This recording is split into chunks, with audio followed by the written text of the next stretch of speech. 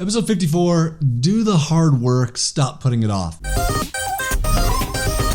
So if you're watching this on YouTube, hopefully you can see this picture, which is of my daughter Addie at the finish line of a race last September. And she won the race, which is no surprise. Addie has won every race she's been in high school, except for state championships. She works her butt off. She's really, really fast. Out of the hundreds of girls racing, she usually wins. This week is, it's the beginning of January, and her training begins this week so that she can win races in August, September, and October of this year. This January work won't pay off until then because she doesn't care about the races in March, April, May, June. She just doesn't care about those races. But if you want to win the races in September and October, you gotta start working early, and you have to do the hard work, and it's hard, and it's cold, and it's long days, and it is hard work. When I hired my first VA in 2005, that's kind of what it felt like to me initially. At first, it was like, oh my gosh, this is amazing. I have someone else who's willing to do some work for me.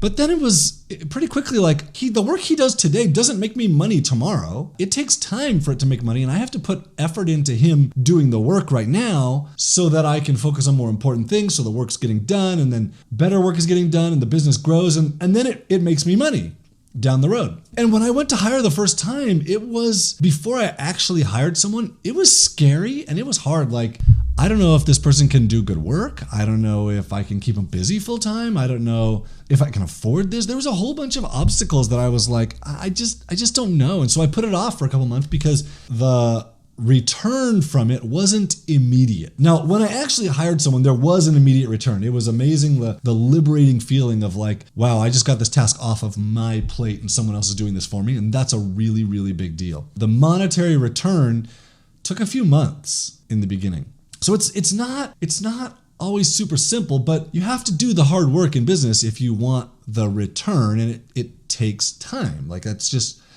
part of it. So when I took the leap, finally, it was super, super liberating. Today, I have over 35 people working for me full time, and it's amazing. The Philippines has turned out to be, for me, it's life-changing. So if you're putting off hiring someone because it's hard, I get it. If you're putting it off because you're busy, I get it. But if you want life to change in 6 or 8 months from now, that hard work has to be done now. And if you don't do the hard work now, it's not going to change. Now, if you hire someone today, you're not going to cut your work week from 50 to 17 hours like I did. That took me years to do that. But if you're willing to do the hiring today, you might get a couple hours back in a couple weeks. And that couple hours magnifies itself over and over again as you become more productive. And then you're able to manage the tasks that person is doing better. And then you're able to give them more things. And then you're able to hire someone else. And you're able to cut back on your time a little bit better. And then it snowballs. It becomes a giant snowball that keeps rolling and rolling downhill as you get better and better, and you get better at hiring people, and you get better at delegating tasks. But you have to start with one person and do the hard work up front. Just be aware, if you want to change your life,